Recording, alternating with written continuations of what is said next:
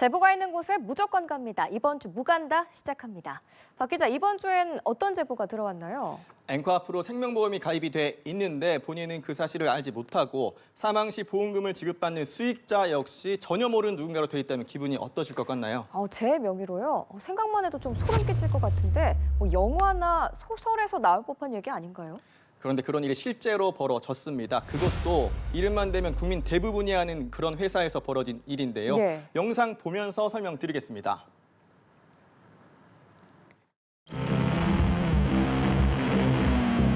지난해 10월 오토바이를 타고 퇴근 중 원인 불명 이유로 보도블록 턱을 들이받은 뒤 병원으로 옮겨졌지만 끝내 숨을 거둔 23살 A씨.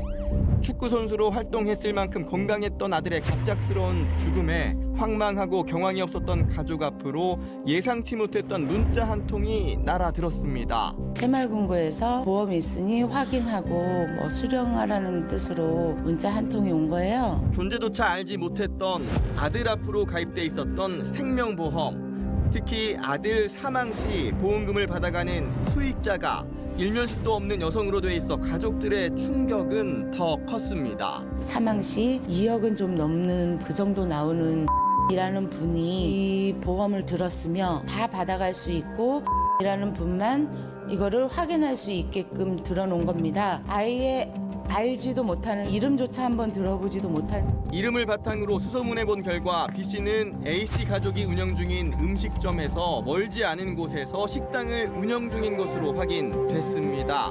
B씨는 어떤 이유에서 어떤 사연으로 A씨의 생명보험을 들었던 걸까?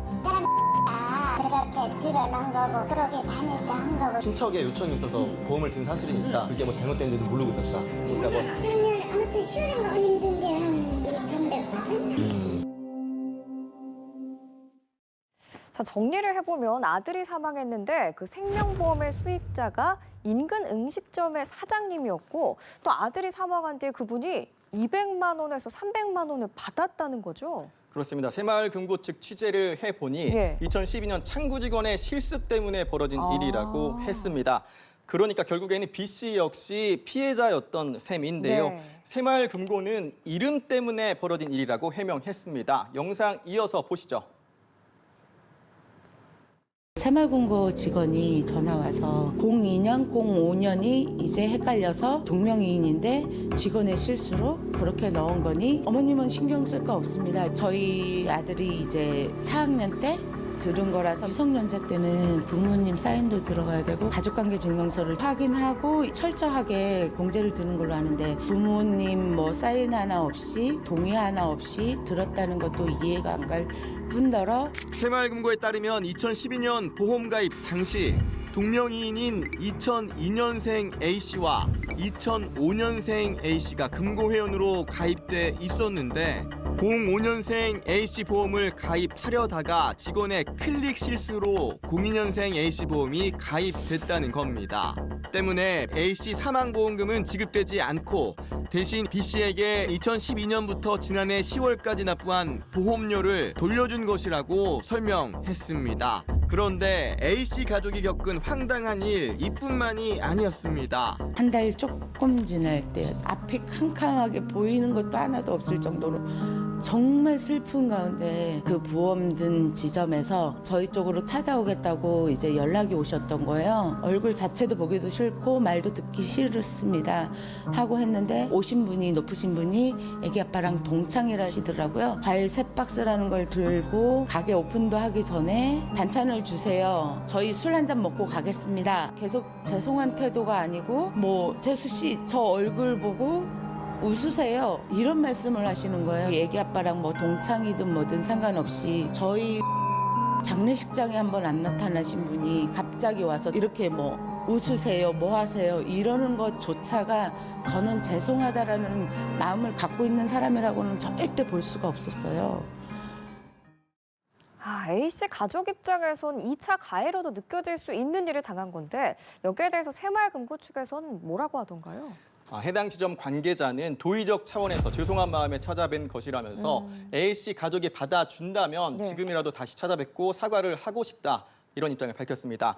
2012년 클릭 실수를 했던 직원의 경우에는 이듬해 바로 퇴사한 상태라고 하고요. 예. 본사격인 새마을금고 중앙회는 A씨 가족에게 깊은 사죄의 말씀을 전한다면서 해당 지점에 대한 제재 여부를 검토 중이라고 밝혔습니다. 네, 한 번의 클릭 실수가 이런 돌이킬 수 없는 상황을 만든 건데 그런데 이번 취재 과정에서 뜻밖의 미담도 전해졌다고요? 지난해 10월 A씨 사망 직후에 벌어졌던 일입니다. A씨 어머니 말씀 직접 들어보시죠.